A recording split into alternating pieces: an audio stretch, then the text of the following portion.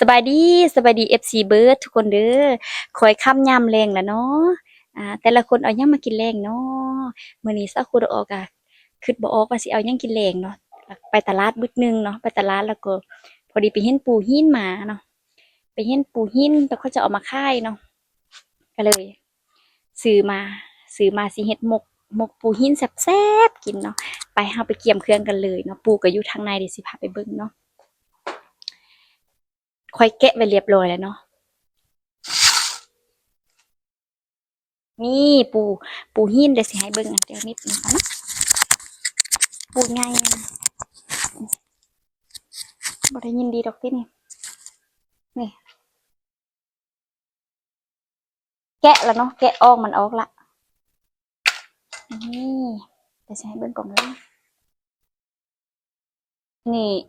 นี่จะเป็นปูเนาะปูที่ว่าเฮาแกะเรียบร้อยแล้วนี่แกะกล้ามมันออกแต่ว่าค่อยสิเด็ดตัวนี้นี่ค่อยสิตำเนาะตำเอานำมัน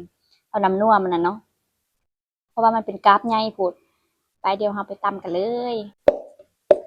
ตัวนี้เฮาก็ได้ตำข้าวเบื่อเนาะ ตำใบตำให้มันเล็กๆเนาะเขาที่ว่าเฮามานึ่งหั่นแหละเอามาตำให้มันเล็กมุนๆเนี่ยนี่ใส่กามเคี่ยนไปเลยเนาะใส่อีหยังอ่าแห้งงานกามเคี่ยนไปเลยเนาะมื้อนี้เขาว่าสิไปขุดกี่นายพี่น้องแต่ว่าฝนตกฝนพัดตกมาเนาะเขาก็เลยบ่เอาไปเถื่อเดี๋ยวมื้ออื่นสิไปขุดกี่นายไปสวนเลยเนาะไปเอาหน่อไม้เด้อมื้อนี้ก็ฝนตกแล้วก็นอนรับมื้อถ้าก็จะเพิ่นห้าก็จะหยุดบางแรงอย่างนี้เนาะเพิ่นห้าก็จะหยุดแล้วค่อยก็เมียนฟืนกับแม่น้อยนึงฟืนก็ยังเมียนบ่แล้วเถอะ ค่อยเมียนให้ละหน่อยแล้วก็เอาไปตลาดไปได้ปลูมาเราจะตักอันนี้เอาไว้เนาะตักพักไว้เลยตักอย่างแรกละอันนี้ข้าวเบียร์จ้าแม่ผักบัวจะใบพักนะนี่เนาะเขาสิหักเอากามตัวนี้นี่ตำกามน้อยเพิ่นนี่ตำเอานำนัวเพิ่น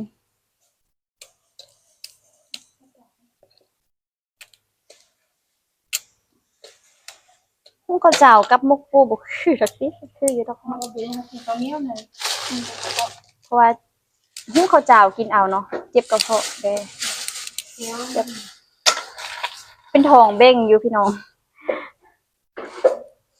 มันแบบมันยุ่ยากนะเบ้งแบบยุ่ยากนะลำไส้เบ้งกินยานะคาบละ5-6 เม็ดคุณฮะ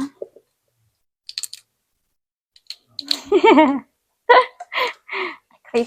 ค่อยเดี๋ยวตกเดี๋ยวยัง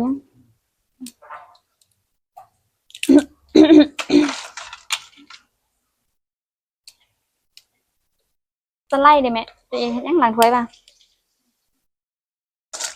ข้าวรถไผ่มาฮะ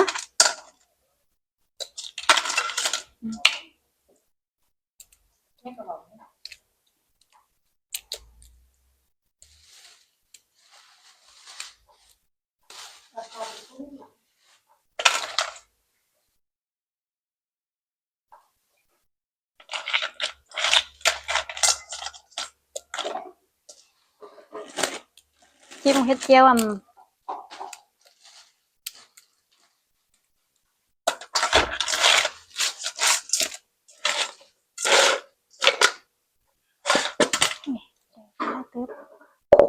เราก็มาตำกันเลยไปแต่ร้านบางทีนะลืมมาผักบัวมาแต่ว่าหัวผักซื้อมาแล้วบ้านหัวผักสนะตำเปลือกควายมันสิเต็มสตา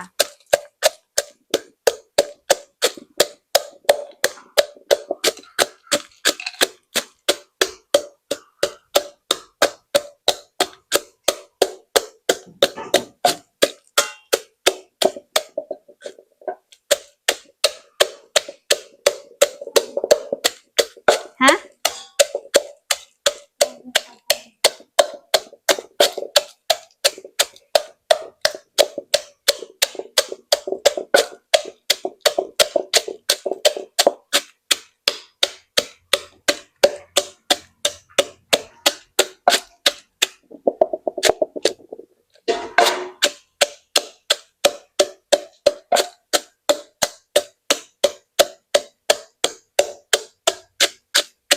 ำยัก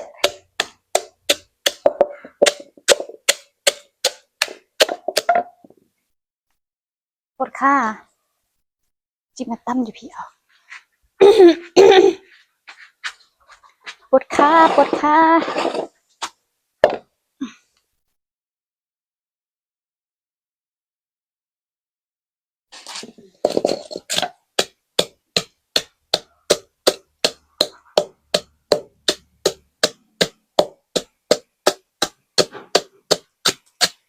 ฝงเอาเบิดแล้ว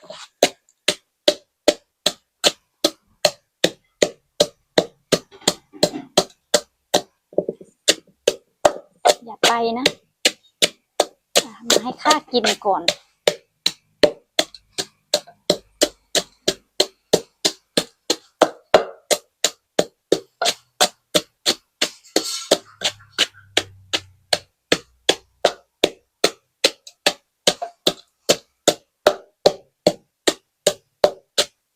ตั้มให้มันมุนเรา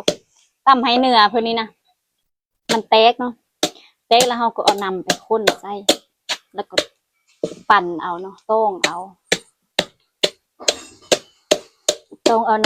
นำซีนที่ว่าอยู่กามปูกามน้อยๆมันนะ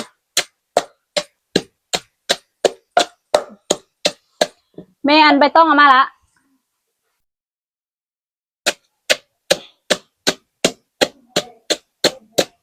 เด็กใดบ้านผักบัวอยู่นะบ้านน่ะแล้วอีเมฟไปเอาเด้อฮะค่อยลืมนะไปตัดร้านตั้งกินใบผักบัวเฮี้ยนมันเนาะอยู่หน้าบ้าน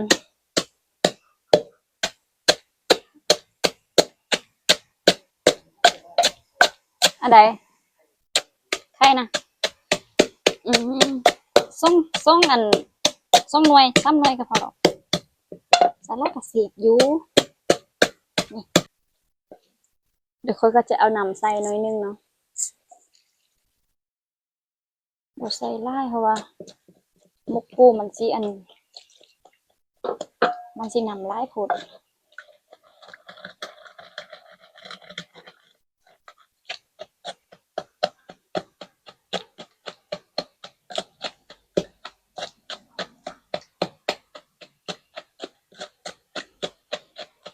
คือสิให้เบิ่งนำทางน้ามันคือจะนี่แหละ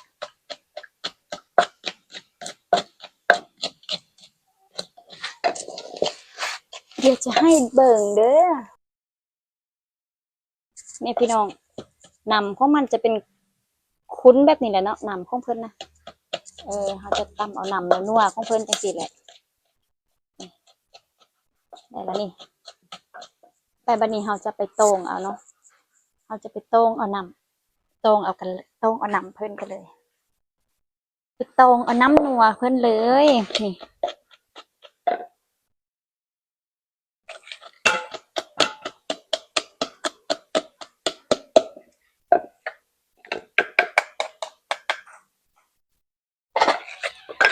วันนี้เราก็มาตองพี่น้องตองใส่อันนี้นี่ตองใส่อ่างนี่แหละใส่กะละมังนี่แหละเขาลงมา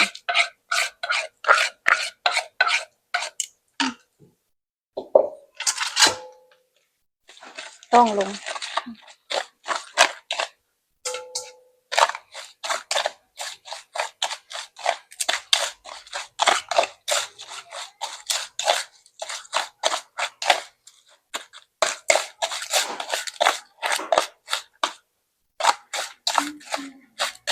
เอาอันคันท้าเขาใส่น้ำลายเขาจะห่อยากเนาะ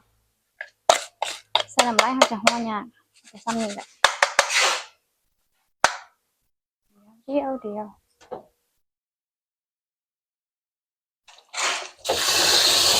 ว้าแม่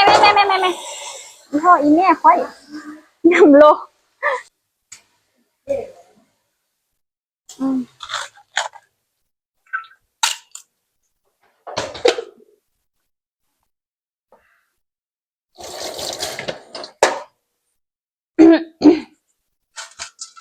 นี่เนาะ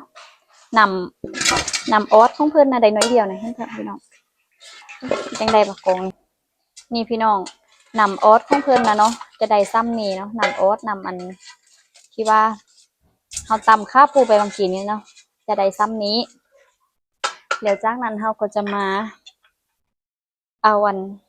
ไข่เนาะไข่ใส่ไปเลยนี่มีไข่นะอืมเอาไข่ใส่ไปใส่2 ฟองก็พอแล้วเนาะอีเมว่าใส่3เลยใส่3เป็นหยังจึงเอาไข่ใส่ก่อนเพราะว่าโอ้น้ำลายกว่านี้นะมันสิบ่เฮ็ดน้ำลายหลายแดกว่านี้เฮ็ดให้ตีให้มันแหลกก่อนเนาะคนให้มันแหลก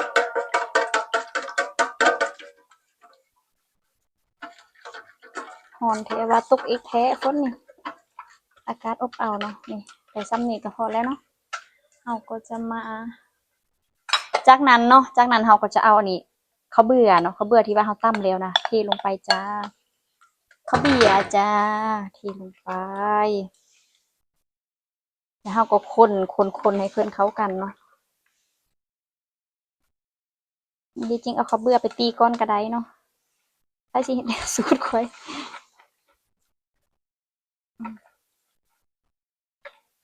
คนให้เพื่อนเข้ากันดีๆอย่างนี้พูดนัวใส่ลงไปจ้าแล้วก็น้ำปลาเนาะเกลือน้อยโพดเนาะเราจะใส่เกลือไปอีกตึมเลยนี่ให้ที่ว่ามักปลาแดกก็เอาปลาแดกใส่เลยเด้อแต่เขาบ่ได้ใส่เนาะ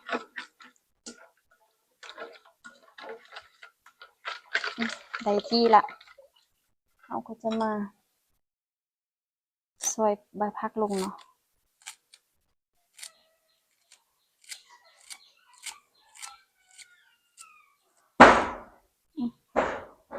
นั่นเราก็จะเอาหัวหอมที่ว่าเราซอยเนาะลงไปจ้าลงไปเลยคนให้เข้ากันใส่อันเดียวเนาะแล้วก็เทปูลงใส่เลยเนาะคนให้เข้ากันน้ำลายแดงเนาะนี่เพิ่นไข่กับพี่น้องปูนี่ไข่ซาวเข้ากันนี่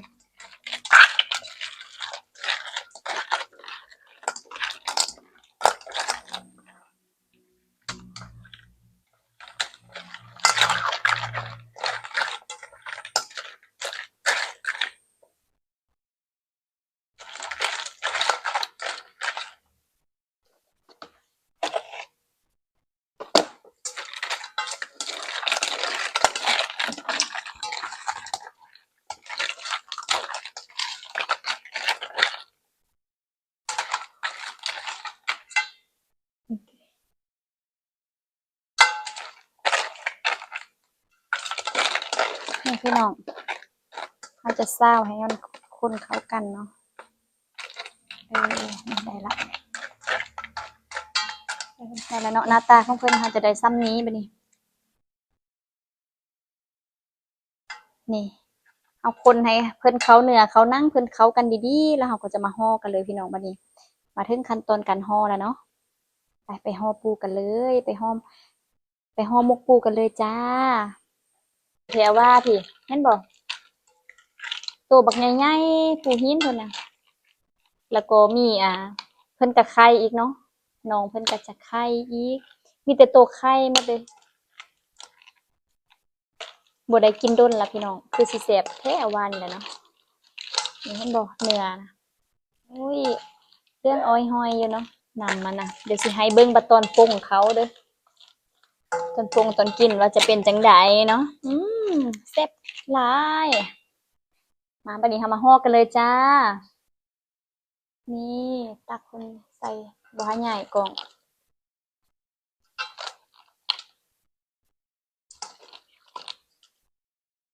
ส้มอ่อน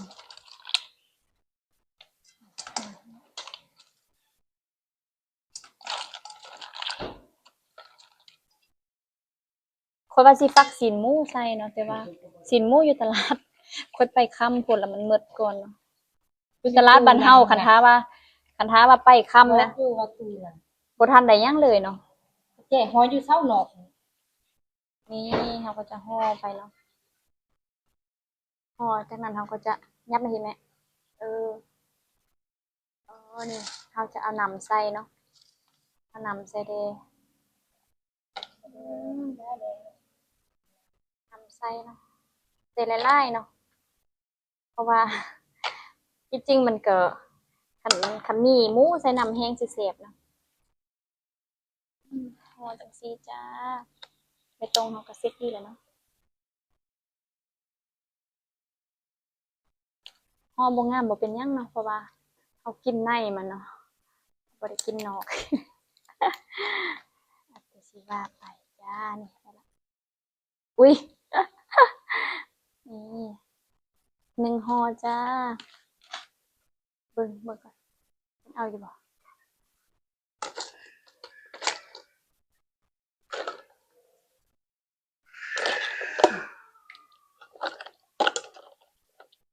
เอาสิได้จักหม้อบ่แล้วก็ได้บ่ได้ยินเขามัน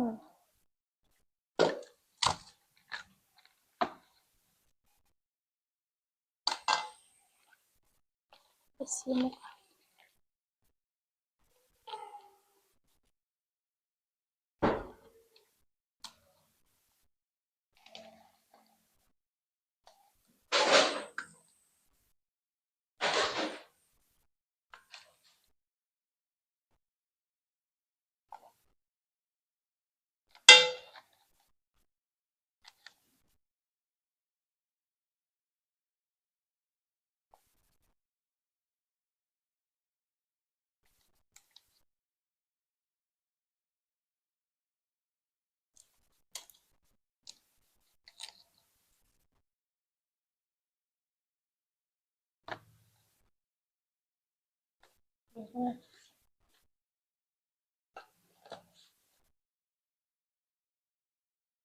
ยังให้มันเส้น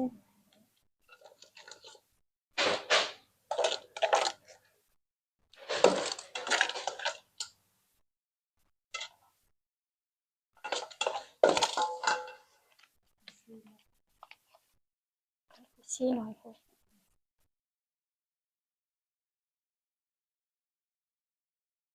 บุกปั่นเนี่ยเขาไปนักเขาเจ้ากันนั่นแหละ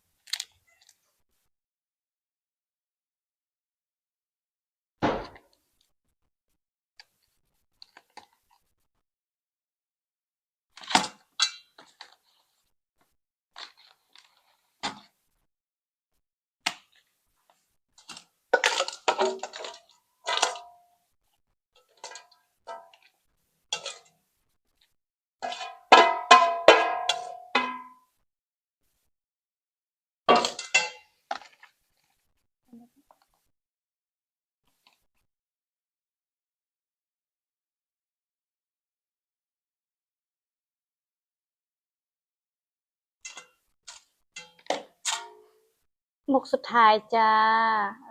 นำไปได้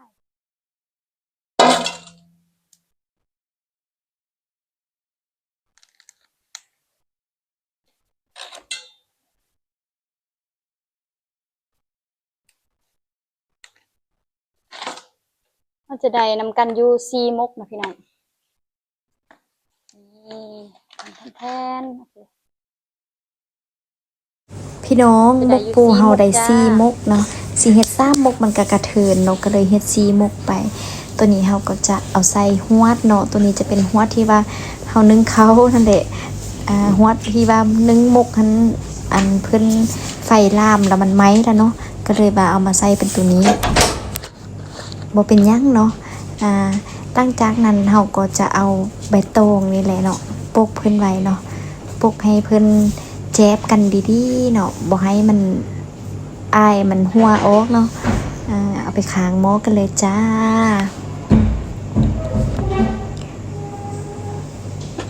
และตอนนี้ท้องฟ้าก็เริ่มมืดแล้วเนาะเพราะว่าเป็นเวลา6 โมงแรงแล้วดิ6-7 โมงแรงแล้ว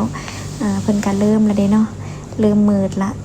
เฮาก็เอาผ้าเนาะผ้าที่ว่าเฮาใส่แหละมาปกอีกตืมเนาะปกให้มันเน้นเนาะแล้วค่อยก็จะเอาฝ้าหม้อเนาะมาอัดไปอีกตืมเพื่อเป็นจันที่3ให้มันเน้นดีแล้วก็สุกไวนึ่งไปจากบึกจากข้าวเนาะประมาณ13 นาทีนี้ก็ได้แล้วเนาะเฮาก็ได้มาปรุงเบิงหน้าตาของหมกปูเฮานะ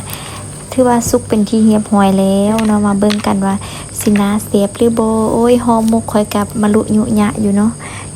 แต่ก็บ่เป็นหยังดอกทางในมันน่าแซ่บก็เอาเนาะ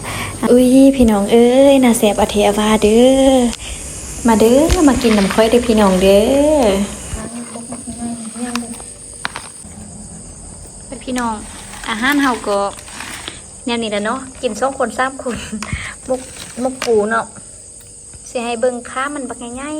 ๆเครื่องกับเฮาก็ผักกาดกระเบิดเนาะอยู่เย็นก็ได้ได้มีแต่ซ้ำนี่แหละไปมาเด้อมากินนำกันทุกคน